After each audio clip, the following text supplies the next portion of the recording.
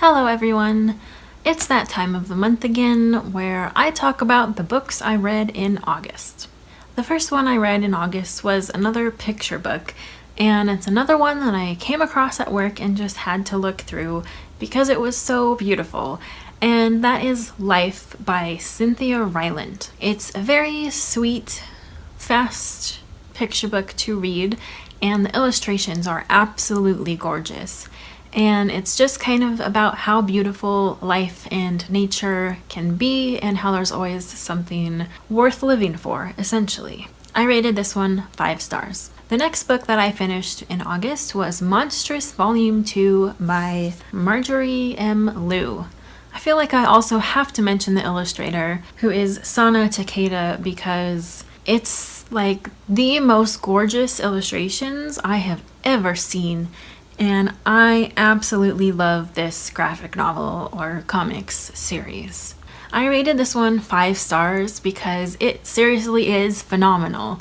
And if you need further proof, it just won a Hugo Award, so it is like legit. It's like absolutely beautiful. The characters are many different races, and it's based on an alternate matriarchal Asia of the 1900s. So it's kind of like Art Deco and steampunk. And because there are so many females in the story, there are also a lot of homosexual relationships, and it's just very diverse, but it's just incredibly beautiful, and I don't even know how else to describe it except amazing and incredible and beautiful and wonderful and required reading for anyone and everyone. If there is ever like a special edition omnibus bind up of all these volumes, I want it because it will be the most beautiful thing in existence in the history of the world.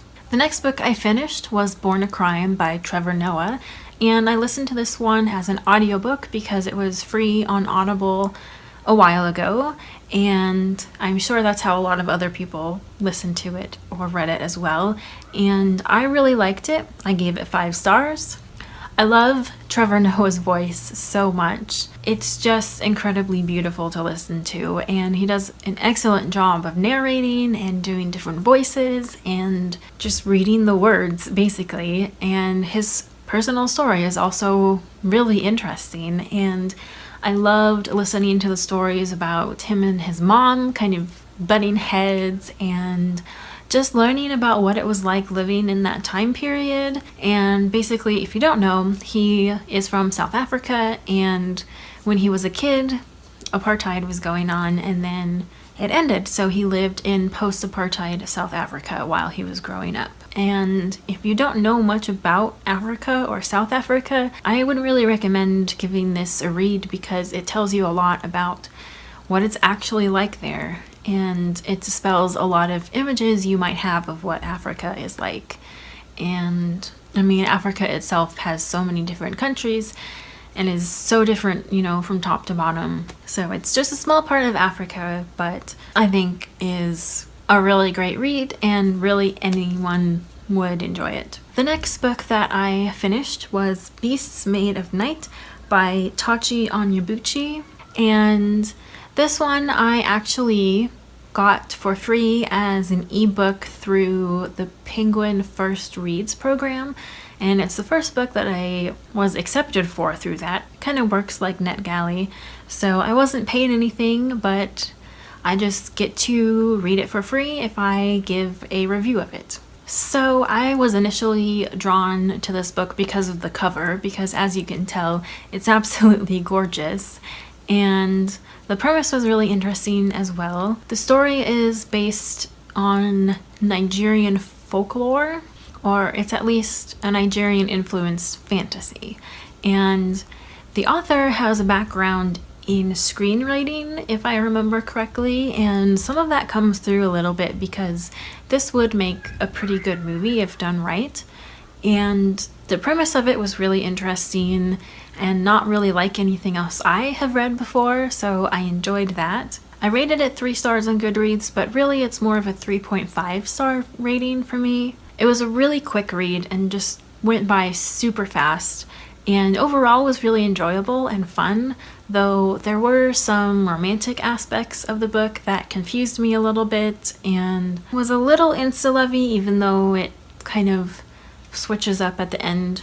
And it does definitely seem to be the start of a series. Maybe I would read the next one at some point, but it's not high on my priority list, and I don't think it's even been announced at this point. Overall, I thought it was a good debut, but it's not really as excellent as it could have been.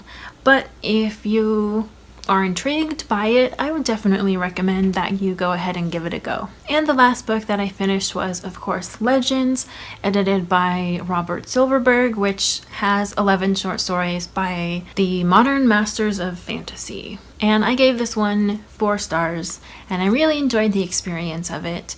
If you want to learn more about my thoughts of it, you can go watch my last video, which is a review of just this book. And this one was the main big book that I've been reading lately for my year-long project, which I've mentioned many times. There is one other book that, as of filming this, I haven't finished, but I know I'll finish it by the end of August because I'm taking part in a read-along for it, and that is The Brothers Karamazov. This is my copy here of it, and I am very close to being finished with it. And essentially I'm just reading 23 pages a day, and I'll probably even finish a day early because the way the math works out, I would only have to read 2 or 3 pages the last day. This is a read-along hosted by Rincey Reads, so a lot of other people have been reading Brothers Karamazov this month, and even though I haven't finished it yet, I'm pretty sure that I'm gonna give it a 2.5 rating, so yeah, not that great. I'll do a full review of this one on its own as well because I have been participating in the read-along, so if you want to know more of my thoughts about that, I'll definitely film a video when I'm completely finished with the book. But overall, I haven't really enjoyed it that much.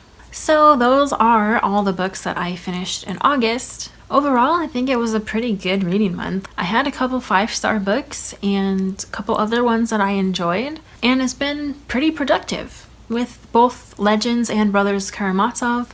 Those are 2 books that I have finished off of my own shelves, so that's really good. It was a very male writer heavy kind of month, so I'm looking forward to moving on to some female authors in September. If you've read any of these books, definitely let me know your thoughts, or if you have any recommendations based on what I mentioned, definitely let me know as well. And as always, thank you for watching. Bye.